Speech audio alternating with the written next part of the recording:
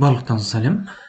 Біздің кезекті тақырыптың с деңгейінде есептерді шығарамыз. Сонымен кеттік.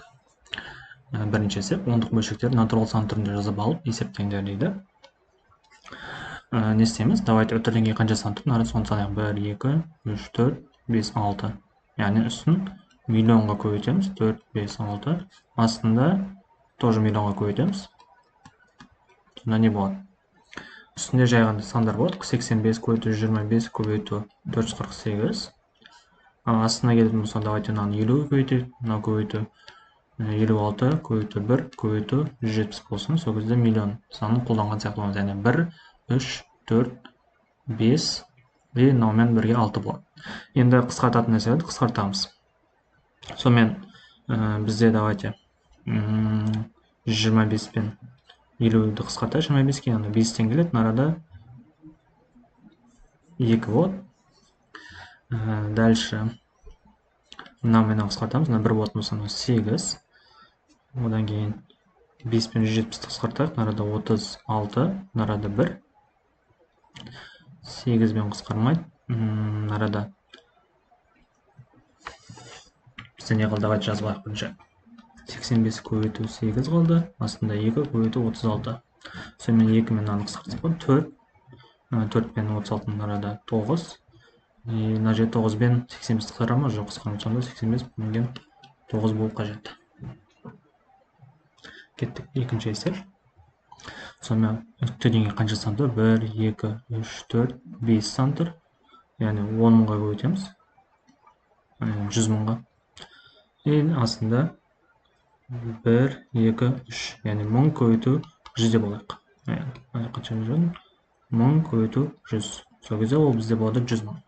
Сонда не шығады? 115 көбейту 4 көбейту 18 көбейту 31 бөлінген 9 көбейту 23 көбейту 62 көбейту 100.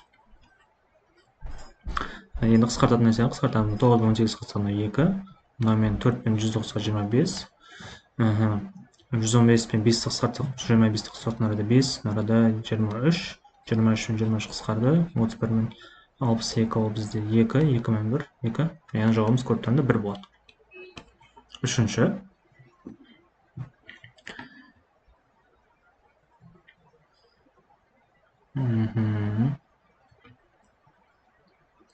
Әрден сені жақшан ішінде амалды орындаймыз бірінші. Бұл жақшан ішінде амалды орындайтын мысалы бізде қанша болады? 3,5 көбейту 0, 8,7 болады. Көбейту 5,4 бөлінген, ана жерде 5, 2,8 көбейту 14 көбейту 0,6. Көртуғанда нүктенің қанша сан тұр? 3 сан тұр, яғни үстін 100-ге көбейтеміз, астында 100-ге көбейтсе жеткілікті болады. Сонда бізде не шығады? 35 көбейту 87 көбейту 54 бөлінген 28 көбейту 14 көбейту 6 көбейту 10 болады. Себебі астын тек қана үстін 1000-ға көбейтеміз, астында 1000-ға, значит 100 көбейту 10 болады. Жауабы ең дұрыс. Енді қысқартатын әлі қысқартады. Мынамен мынаны қысқартсақ, бұл 56 болады, келмейді. 8 мен 6 мен 54 қысқартып 9 болады. 10 мен 35 қысқартатын болса 5-ке 2, арада 7.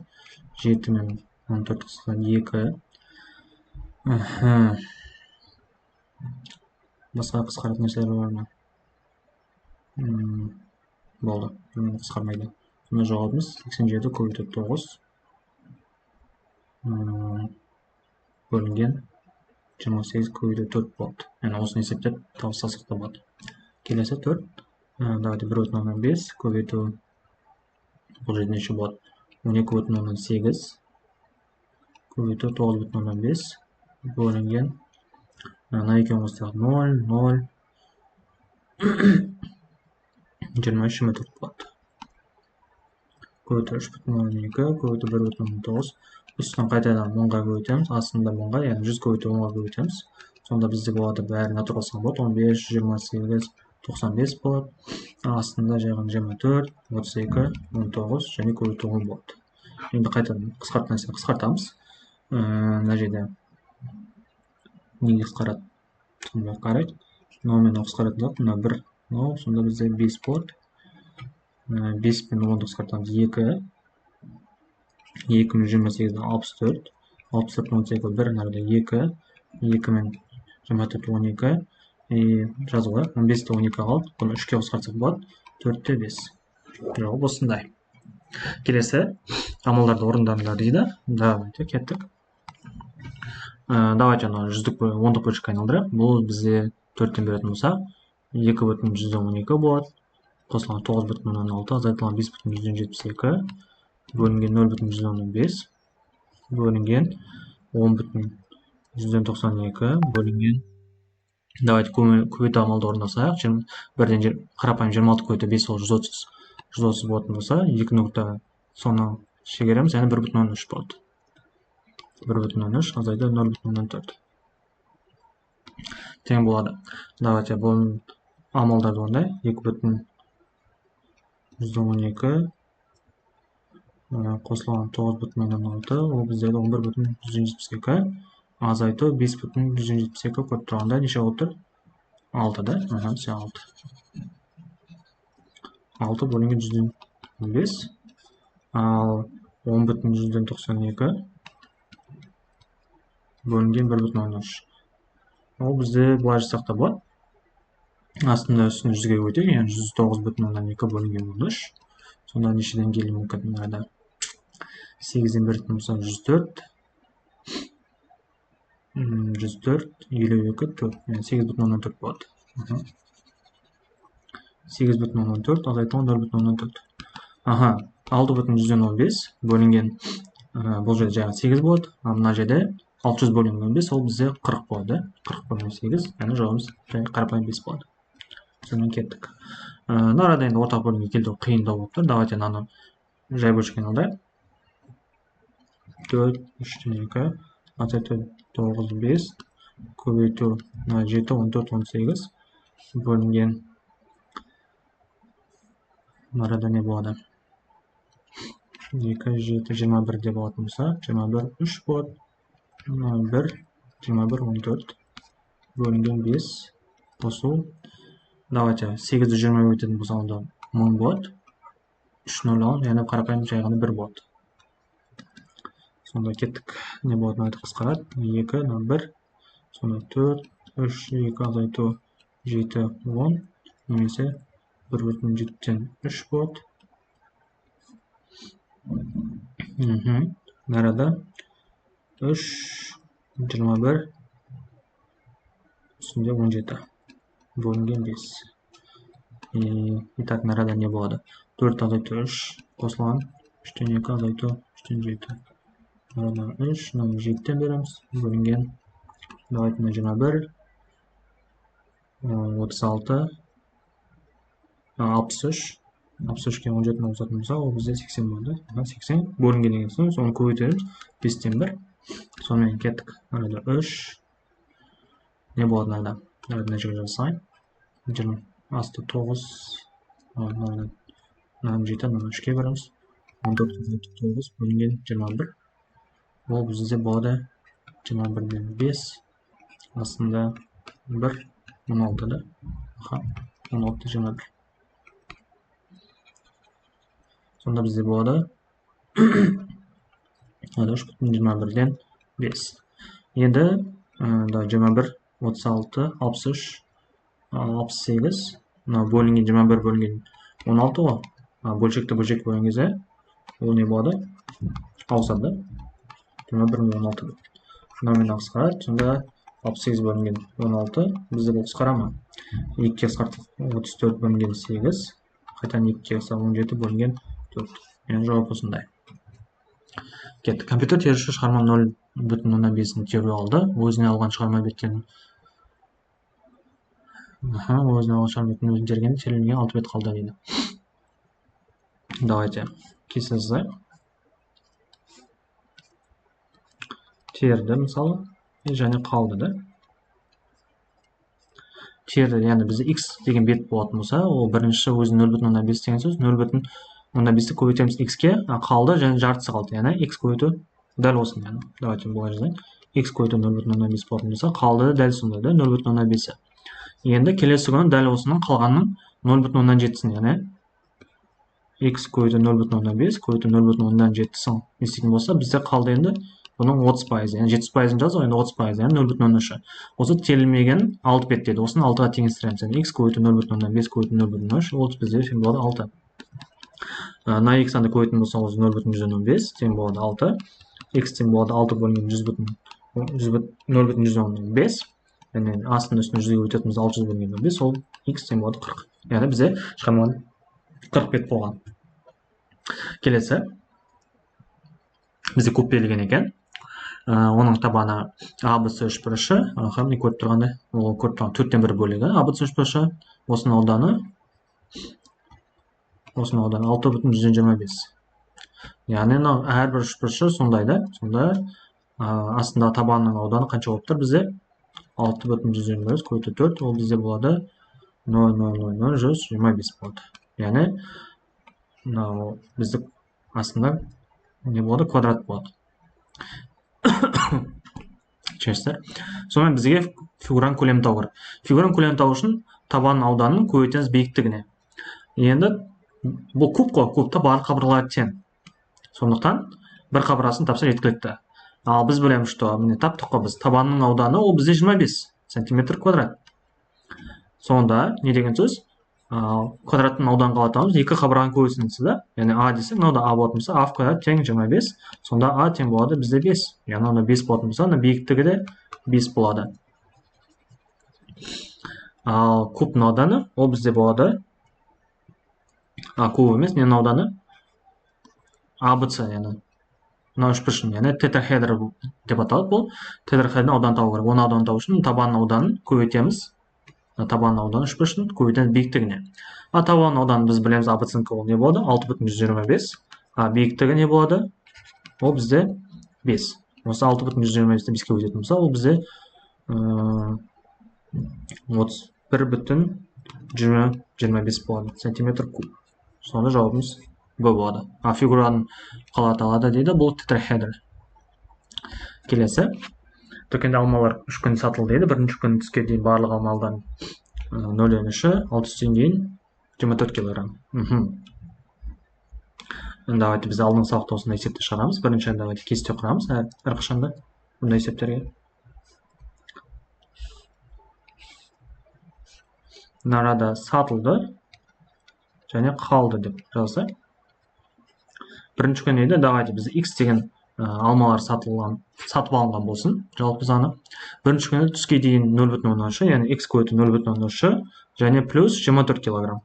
Сонда бізде қалды қанша? X бүтін 0,7 азайтылған 24. Екеуін қоссам бізде x болу керек қой. Міне x шықты. Енді осы қалған алманың келесі күні еді, қалған алма 0,4. Давайте бұны біз y деп алатын болса, y көбейту 0,4, түстен кейін 30 дейді, енді қосылған 30. Бізде қалды сонда 0,6-сы азайтылған 30 болады. Енді осы қалған алма келесі күн сатылды. Не дейді бұзы? Үшінші күні түске дейін ондан қалған алмалар 0,6-сы. На алмалардың 0,6 көбейту азайту 30-ын қаншасы сатылған?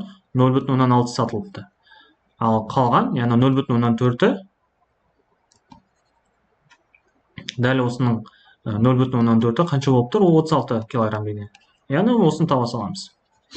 0,6-сы ол килограмм, 36 килограмм болатын болса, 1 целый қанша болады? Сонда 2 жағын 0,4-ке бөлетін болса, ол бізде 36 бөлінген 0,4, 360 бөлінген 4 болатын болса, ол бізде 90 болады. Яғни жалпы бізде мына жерде сонда 54 алма сатылған екен. 60% деген 0,6 ол 54 болады, а 0,4 36 болады. Сонда бізде жалпы үшінші күнге 90 алма қалған екен. Сонда мынау 90-ға тең болады. Y көбейту 0,6 азайту 30, ол бізде 90-ға тең. Y тең болады. Y көбейту 0,6 тең болады 120-ға. Y тең болады 120 бөлінген 0,6, яғни 1200-ді 6 бөлетін болса, ол бізде нарада 200 болады. Сонда бізде екінші күнге 200 килограмм қалды. Үшінші күнге 90, бірінші күннен 200 килограмм алма қалды. Ал бұл Y теңіміз, Y таптық қой біз. Y теңіміз наған тең? Яғни X көбейту 0,7 азайту 24 тең 200-ге. Сонда X көбейту 0,7 тең 224 осы жерден шығатын не ол бізде? X-тен болады 224 бөлінген 0,7. 2240 бөлінген 7 ол бізде болады 320 килограмм. Сонда жауабымыз 320 килограмм. X-imiz 320 килограмм болды. Енді мына сұрақтарға жауап берейік. Мынаны мен өшіре салайын.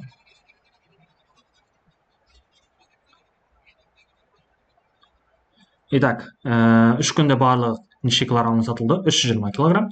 Бірінші күн неше килограмм алма сатылды? Давайте оны табу үшін мынаны орындауымыз керек. X көбейту 0,3 бізде болады 96 да, 96. Қалай табамыз? 320-ны 0,13-ке көбейтіп қосам 24-ті. Себебі ол бірінші күн сатылған, да? Сонда бізде көріп тұрғанда бұл 96 қосылған 24 болады 120 болады. Яғни 120 килограмм алма сатылыпты. Ал екінші күні нақты 120 сатылған болатын болса, бізде қалды 200 алма ғой. 200 алманы көбейтеміз 0,14-ке қосамыз 30-та. Сонда болады бір 80 қосылған 30 110 килограмм сатылыпты. Жауаптар осындай. Амалдарды орындаңдар еді. Давайте біріншісін көрсең, қалған өздерінің үй жұмысы ретінде шығарып көріңдер. Сонымен не істейміз? Ондық бөлшекке айналдырайық бұны. Немесе осылай қалдырса да болады. Қатты несі жоқ. Давайте біз 2-ке көбейтейік. Астында 6, астында 10. Яғни 1,16 көбейту 8 қосылған 2,19 көбейту 5 болады. Бөлінген. Бұны 78 бөлінген 10 деп жазайық. Көбейту 1 бөлінген 3. Азайту 0,15 болып қала берсін. Қосылған. Давайте бұны бұл айналдырайық. 18. Астын біз 25 көбейтетін болса, үстінде 25, яғни 0,178 болады. Бөлінген 25. Бөлінген 7 бөлінген 12. А бұны 15 бөлінген 100 деп алайық. Көбейту 15. Давай, енді осын шығарайық. 1,16 көбейту 8, яғни 16-ны 8 көбейтетін болса, 48 нарада. Болады 20, яғни 12,18 болады. Нар жерде номені қысқартамыз. Бұл 25. 25 бөлінген 10 бізде 2,15, азайту 0,15 болады. Қосылған 60-тан 18,175 азайтатын болса, бұл қала білді 25. Нарада 59. 59 бұтын болса 41. 41 бұтын 125. Бөлінген 25 болады. Бөлінген. Нарада давайте қысқартайық. Бұл қысқартсақ 5-ке бұл жоты 3. Нарада 20 болады. Енді ортақ бөлін келтіретін болса, 12,20-ны ортақ бөлін 60 деп алсақ болады. Значит, бұны 3-ке өтеміз, мынаны 5-ке. Сонда бізде болады 35. Қосылған 3 көбейту 3 9 болады. Бөлінген 60.